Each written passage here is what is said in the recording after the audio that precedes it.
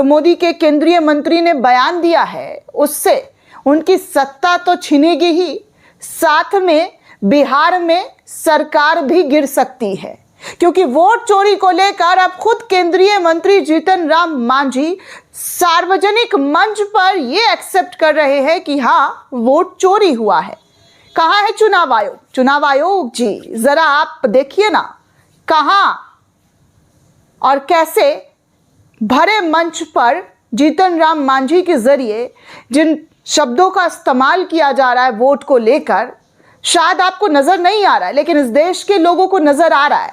इस देश के लोगों को सब कुछ दिखाई दे रहा है। साफ साफ वो भी दिखाई दिया जा रहा है कि कैसे वोट चोरी करते हुए नेता ठाठ से अपनी बातें कह रहे हैं, और ये भी बिना डरे कि भैया कार्रवाई हो सकती है। क्योंकि जब पैसे बढ़ जा रहे हैं, महिलाओं के खाते में 10-10 हजार रुपए आचार संहिता लागू होने पर डाल दिए जाते हैं, तब कार्रवाई नहीं होती, तो अब क्या कार्रवाई होगी? इसीलिए लगे हाथ बहती गंगा में अपने भी पाप धो लिए गए हैं। वो कहते हैं ना कि लगे हाथ जो है अपने पाप को धुल दो, और ऐसे ही बहती गंगा में पाप धो दिया गया है। अगर जांच बैठ जाए दोस्तों, निष्पक्षता वाली जांच बैठ जाए, तो शायद अच्छों की सरकार गिर सकती है, बड़े बड़े पार्टी के नेता नप सकते हैं। चलिए सबसे पहले मैं जीतन राम मांझी का ये स्टेटमेंट दिखा दूं, उन्होंने क्या कहा है और किस तरीके से वोट चोरी को लेकर खुलासा किया है। क्योंकि आरजेडी के जरिए भी इस खबर को शेयर किया गया है और उनके भाषणों का जिक्र करते हुए लिखा है कि ये भारत सरकार के कैबिनेट मंत्री हैं।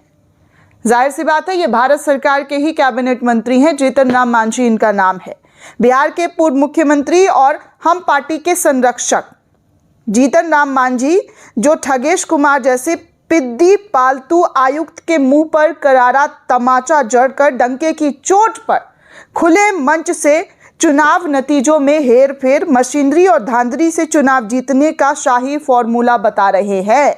ये बता रहे हैं कि कैसे इनकी पार्टी ने 2020 में 2700 वोट से हारने के बाद भी टिकरी विधानसभा का चुनाव जीता था, और कैसे त्रिपुरा कैडर के 2006 बैच के बिहार के ड्यूटेशन पर पदस्थापित तत्कालीन भ्रष्ट जातिवादी निकम्मे नालायक और नाजायज जिलाधिकारी अभिषेक सिंह ने अपनी शपथ भूलकर बाबा साहब के संविधान की धज्जियां उड़ाते हुए अनैतिक रूप से चुनाव जीतने में मदद की थी।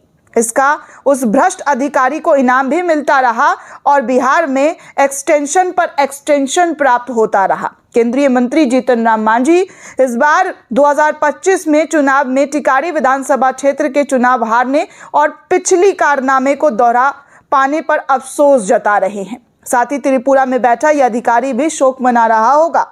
अब कहाँ है बिकाऊ चुनाव आयुक्त और चुनाव आयोग? क्या यही है लोकतंत्र? ये मोदी की कृत्रिम लोकप्रियता और बेईमानी के चाणक्य की सच्चाई है।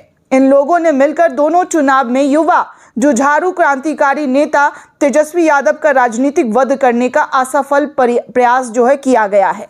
लेकिन सच को कब तक छुपाओगे? कब तक जनता को 41,000 करोड़ बांटकर बेईमानी करके, धांधली कर मशीन की मदद से भ्रष्ट अधिकारियों के काले कारनामे से झूठे चुनाव जीतते रहेंगे? तुम्हारा भांडा अवश्य फूटेगा। इस तरीके की बातें जो है दोस्तों कही गई है आरजेडी के पेज से। अब आप खुद सोचिए कि जीतन राम मांझी ने क्या और कैसी बातें कही है दोस्तों। खुलकर मंच से खुलासा किया है। कायदे से जांच नहीं बैठनी चाहिए, ऐसे लोगों को सत्ता से बेदखल नहीं किया जाना चाहिए, पार्टी में इनकी सरकार नहीं गिरनी चाहिए। इनकी सरकार को पहली फुर्सत से गिर जानी चाहिए जब आप लोकतंत्र में लोकतांत्रिक तरीके को किस तरीके से ठेंगा दिखा रहे हैं और ठेंगा दिखाकर चुनाव जीत करवा रहे हैं, चुनाव जीतने का दावा ठोक रहे हैं। दोस्तों इस वीडियो को हर कोई इस वक्त शेयर कर रहा है, लिख रहा है कि वोट चोरी अलर्ट। केंद्रीय मंत्री जीतन राम मांझी का कहना है कि वो 2700 वोटों से हार रहे थे, लेकिन कहीं किन्हीं आईएएस अभिषेक ने उन्हें जिता दिया। कितने वोटों की चोरी की गई है, किसने कराई है, सब खुद ही ये बता रहे हैं। खुला खेल खुद मंच से बताते हुए कह रहे हैं कि भैया हम ऐसे जीते हैं। और इसके बावजूद भी देखिए दोस्तों कि कोई कार्रवाई नहीं होती है। किसी भी प्रकार से ऐसे नेता को पार्टी से निकाला नहीं जा रहा है। इनकी सरकार नहीं गिर रही है। विपक्ष अगर होता, विपक्ष में सरकार में बनी होती तो अभी तक तो इस्तीफा होता, सरकार गिर गई होती। यही बीजेपी वाले चीख चीख कर पूरा मोहल्ला सर पर उठा लिए होते कि भैया इन्होंने लोकतांत्रिक तरीके से जो है ये चुने नहीं गए हैं, लोकतंत्र का गला घोट दिया है इन्होंने। लेकिन यहाँ सब जायज़ है, सब कुछ जायज़ है दोस्तों। किसी भी तरीके से कुछ भी किया जा सकता है और करवा कर डंके की चोट पर चुनाव आयोग, चुनाव आयुक्त को मुंह पर ये बता दिया जाता है कि तुम लोग सिर्फ और सिर्फ, जी हाँ, हमारे हो, मतलब हमारे इशारे पर काम करने वाले लोग हो। क्योंकि अगर चुनाव आयोग चुनाव आयुक्त है तो वो ऐसे लोगों पर कार्रवाई क्यों नहीं कर रहे? ऐसे लोगों की सदस्यता क्यों नहीं रद्द की जा रही है? ऐसे लोगों की सरकार क्यों नहीं गिर रही है? जांच के दायरे में ऐसे लोग क्यों नहीं आ रहे हैं? देखिए दोस्तों, गूगल पर अब इस IAS अधिकारी अभिषेक सिंह, त्रिपुरा कैडर 2006 बैच के जो है उनके बारे में पूरी डिटेल लोग निकाल कर शेयर कर रहे हैं। प्रतीक पटेल नाम के यूज़र है, उन्होंने इस डिटेल को शेयर किया और लिखा कि इनके बारे में जिक्र हो रही है। ये वो लोग हैं जो त्रिपुरा वापस भेज दिए गए थे। बाद में उन्हें IAS से इस्तीफा देकर अभिनय क्षेत्र में कदम रखा। 2023 में कॉर्न फेस्टिवल में रेड कारपोरेट पर चलने वाले पहले भारतीय नौकरशाह बने। इस तरीके की बातें जो है इनके जो है की जा रही है। भ्रष्टाचार के आरोप अभिषेक सिंह पर लगे थे। बिहार में बालू और अवैध शराब तस्करियों से साठगांठ जैसे मामले पर उन पर FIR तक जो है दर्ज की गई है। जनवरी 2022 में गया में DM पद से हटाए जाने के बाद फरवरी 2022 में उनके मूल कैडर त्रिपुरा उनको भेज दिया गया था। गया में इनकी पोस्टिंग थी, DM के रूप के तौर पर तैनात थे। मतलब अब इसको लेकर जीतन राम मांझी खुद कह रहे हैं कि इनको जिताने का श्रेय जो है इस महान नेता को जाता है, क्योंकि इन्होंने इतनी अच्छी, जी हाँ, इतनी अच्छी जीत जो है इनको सुनिश्चित करा दी। क्योंकि ये लोग हार रहे थे और हारते हारते अब ये जीत गए हैं। ये सब कुछ हो रहा है दोस्तों। वैसे भी दोस्तों आपको बता दूं कि कल आधी रात को सदन के अंदर नया कानून जो है दोनों सदनों में भाजपा के जरिए पास करा दिया गया, जिसका विपक्ष ने विरोध रात के समय भी किया था। संजय सिंह ने देखिए इसका विरोध करते हुए रात की वीडियो डाली और लिखा कि मजदूर विरोधी, किसान विरोधी ये सरकार नहीं चलेगी, नहीं चलेगी।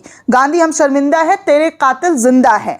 तानाशाह सरकार ने मजदूर विरोधी बिल को पास कर दिया है, जिसको लेकर दोनों सदनों में चर्चा चली थी। लेकिन अब इस कानून को पास करते हुए कहा है कि जो है अब ये जो कानून लाया गया है ये जनता के हित के लिए है, किसानों के हित के लिए है, मजदूरों के हित के लिए है।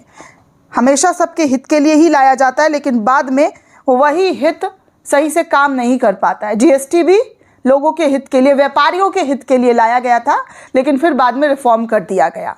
क्यों? तो इनको समझ नहीं आया और फिर इसकी जो है गाथा गानी शुरू कर दी गई कि मोदी ने देखिए दाम कम करवा दिया, मोदी ने देखिए दाम। अरे भैया, मोदी ने ही दाम बढ़वाया था। दाम कम तब होता जब पहले से जो दाम था उसको आप कम करते। पहले GST लागू करो, फिर उसके बाद उसके बारे में लोग जब परेशान हो रहे हैं, शिकायत कर रहे हैं, कंप्लेन कर रहे हैं, तो फिर एक नया ये कि हम रिफॉर्म करवा रहे हैं और उसके बाद लोगों को फ़ायदा पहुंचाने का काम करें। आपकी ही सरकार में GST लागू हुआ था, ये मत भूलिए। तो जनता को इतना बेवकूफ़ मत समझिए कि हाँ, जनता को इतना बेवकूफ़ बनाएंगे और वो बेवकूफ़ बनते रहेंगे। अपने बारे में आप लोग सोचिए कि आप लोगों ने जनता के वोट से जीत हासिल की है या चोरी से, डकैती से। राहुल गांधी लगातार बोलते रहे कि वोट चोरी हुआ है, वोट चोरी हुआ है, लेकिन राहुल गांधी की बातों को गोदी मीडिया में तवज्जो नहीं दी गई। गोदी मीडिया ने तो नकार ही दिया, जैसे मानो कुछ कहा ही नहीं हो। लेकिन हकीकत धीरे धीरे निकलकर सामने आ रही है और ऐसी ही हकीकतों से इनकी सरकार एक दिन गिर जाएगी, क्योंकि जनता के सामने सच जो है आ रहा है। जनता देख रही है कि क्या और कैसे जो है इन लोगों का जीत सुनिश्चित किया जा रहा है, कैसे ये लोग जीत रहे हैं। खुद नेताजी खुद कह रहे हैं, ये मेरे शब्द नहीं है दोस्तों, नेताजी के खुद के अपने बयान है, जो इस वक्त जांच का विषय होना चाहिए, चर्चा का विषय होना चाहिए, लेकिन नहीं होगा। देख लीजिए, लिख लीजिए, नहीं होने वाला ऐसा कुछ भी।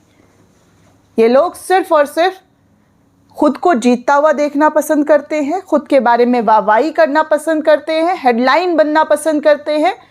इसके अलावा जनता के वोटों की धज्जियां कैसे उड़ाई जा रही है, कैसे जनता के टैक्स से आराम फरमाया जा रहा है, इनसे बस इनको यही चाहिए और इनसे किसी चीज़ की उम्मीद की नहीं जा सकती है।